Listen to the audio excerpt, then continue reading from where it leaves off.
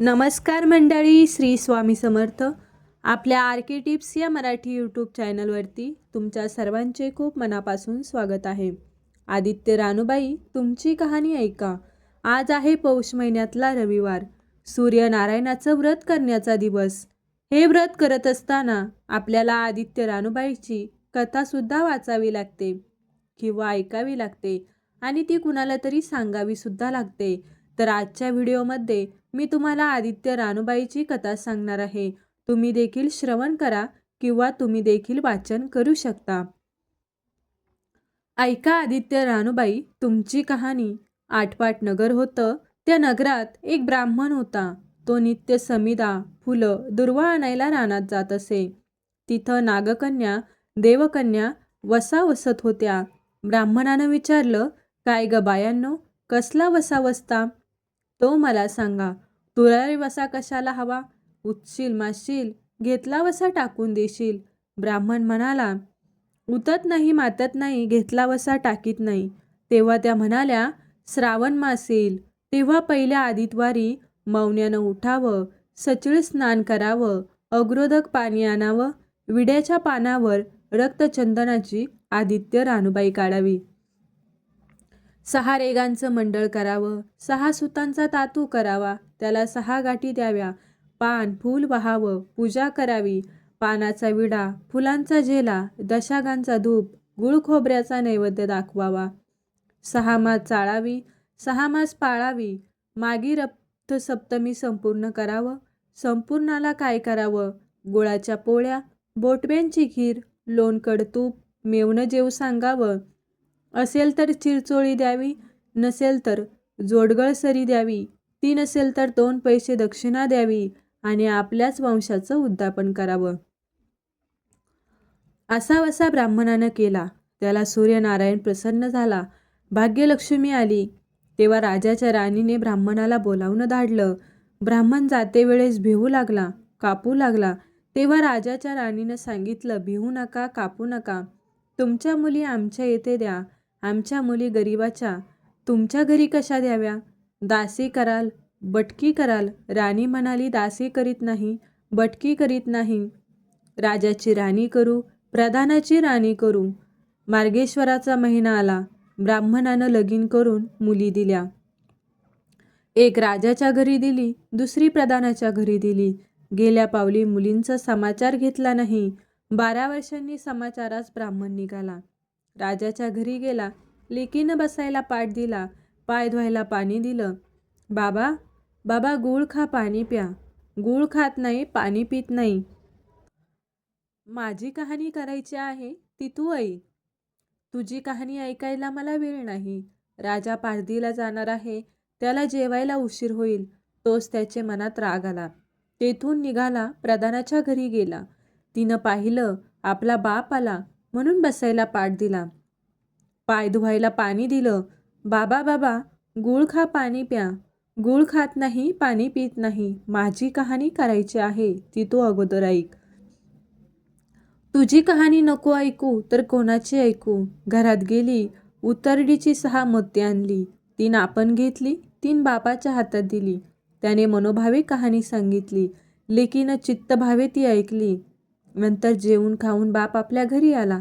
बायकोने विचारलं, मुलींचा समाचार कसा आहे? जिनं कहाणी ऐकली नाही ती दारिद्र्याने पिडली, दुःखानं व्यापली. राजा मुलखावर निघून गेला. जिनी कहाणी ऐकली होती ती भाग्यानं नांदत आहे. इकडे दारिद्र्य जी झाली होती तिनं आपल्या लेकाला सांगितलं, मावशी घरदोर नांदत आहे, तिकडं जाऊन काही दिलं तर घेऊन ये. पहिल्या आदितवारी पहिला मुलगा उठला. तळ्याच्या पाळी जाऊन उभा राहिला. अगं अगं दासींनो, तुम्ही दासी कोणाच्या? आम्ही दासी प्रधानाच्या. प्रधानाच्या राणीला जाऊन सांगा, तुमच्या बहिणीचा मुलगा आला आहे. कसा आला आहे? तळ्याच्या पाळीला उभा राहिला आहे. परसदारनं घेऊन या. परसदारनं घेऊन आल्या. नाहूमाखू घातलं, पितांबर नेसायला दिलं, जेऊ खाऊ घातलं, कोहळा पोखरला, होन मोहरा भरल्या, वाटेस आपला जाऊ लागला. तो सूर्यनारायण माळ्याच्या रूपानं आलं. हातीचा कोहळा काढून नेला. घरी गेला. आईनं विचारलं, काय रे बाबा, मावशीनं काय दिलं? दैव दिलं कर्मानं नेलं, कर्माचं फळ पुढं उभं राहिलं. मावशीने दिलं होतंच पण सर्व गेलं. पुढं दुसऱ्या आदितवारी दुसरा मुलगा गेला. तळ्याच्या पाळी जाऊन उभा राहिला. अगं अगं दासींनो, तुम्ही दासी कोणाच्या? आम्ही दासी प्रधानाच्या. प्रधानाच्या राणीला निरोप सांगितला. त्यांनी सांगितलं. मग प्रधानाच्या राणीनं त्याला घरी नेऊन नाकू घातलं, पितांबर नेसायला दिला, जीव खाऊ घातलं, काठी पोखरून होनं मोहरांनी भरून दिली. बाबा, ठेवू नको, विसरू नको, जतन करून घरी घेऊन जा म्हणून सांगितलं. वाटे सूर्यनारायण गुराखाच्या रूपाने आले आणि हातची काठी काढून घेतली. घरी गेला, झालेली गोष्ट राणीला सांगितली. दैव दिले ते सर्व कर्मानं नेलं. पुढं तिसरा आदितवारी तिसरा मुलगा गेला. तळ्याच्या पाळी उभा राहिला. त्यालाही पहिल्यासारखे प्रधानाच्या घरी नेऊन नाहू माकू घातलं, पितांबर नेसायला दिला, जेऊ खाऊ घातलं, नारळ पोखरून होन मोहरांनी भरून दिला. ठेवू नको, विसरू नको म्हणून सांगितलं. घरी जाताना विहिरीत उतरला. तो गडबडून विहिरीत पडला. घरी गेला. आईनं विचारलं, काय रे बाबा, मावशीनं काय दिलं? आई गं, मावशीनं दिलं पण दैवाने ते सर्व बुडालं. चौथ्या आदितवारी चौथा मुलगा गेला. तळ्याच्या पाळी उभा राहिला.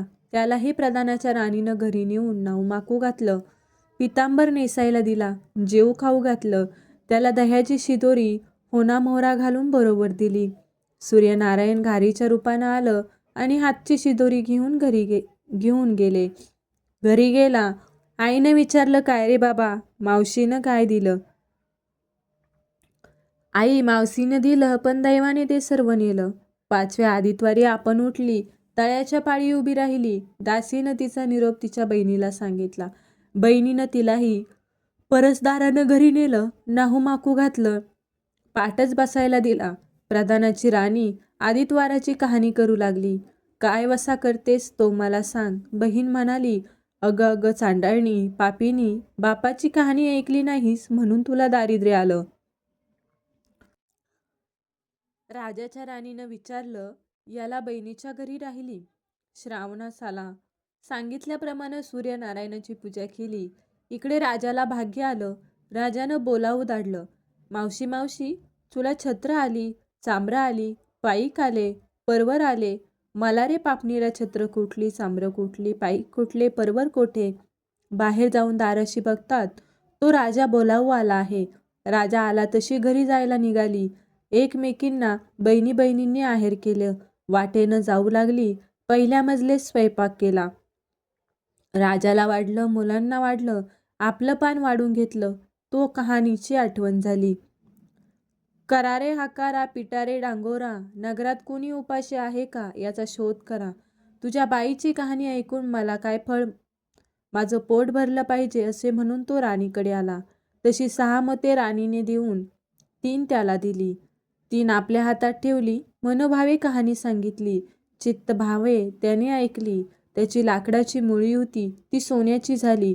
तो म्हणाला, बाई बाई, कहाणी ऐकल्याचं एवढं फळ, मग वसा घेतल्याचं काय फळ? काय वसा आहे तो मला सांगा. तुला रे वसा कशाला? उठशील मातशील, घेतला वसा टाकून देशील. उतत नाही मातत नाही, घेतला वसा टाकीत नाही. तेव्हा वसा सांगितला. पुढं दुसऱ्या मजलीस गेली. स्वयंपाक केला. राजाला वाढला, मुलांना वाढला, आपण पान वाढून घेतलं. तेव्हा कहाणीची आठवण झाली. करारे हाकारा, पिटारे डांगोरा, नगरात कुणी उपाशी आहे का याचा शोध करा. उपाशी नाही, काही नाही, माळ्याचा मळा पिकत नाही, विहिरीला पाणी लागत नाही, असा एक माळी चिंतेने बसला आहे. त्याला हाक मारली, आमच्या बाईची कहाणी ऐक.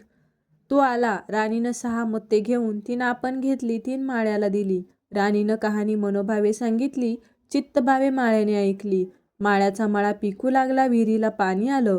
तो म्हणाला, बाई बाई, कहाणी ऐकल्यावर एवढं फळ, मग वसा घेतल्यावर काय फळ? काय वसा असेल तो मला सांगा. मग राणीनं त्याला वसा सांगितला. पुढं तिसऱ्या मजलीस गेली. स्वयंपाक केला. राजाला वाढलं, मुलांना वाढलं, आपलं पान वाढून घेतलं. तेव्हा कहाणीची आठवण झाली. करारे हाकारा, पिटारे डांगोरा, नगरात कोणी उपाशी आहे का याचा शोध करा. उपाशी नाही, काही नाही. एक म्हातारी, तिचा एक मुलगा वनात गेला होता. एका डोहात बुडाला होता.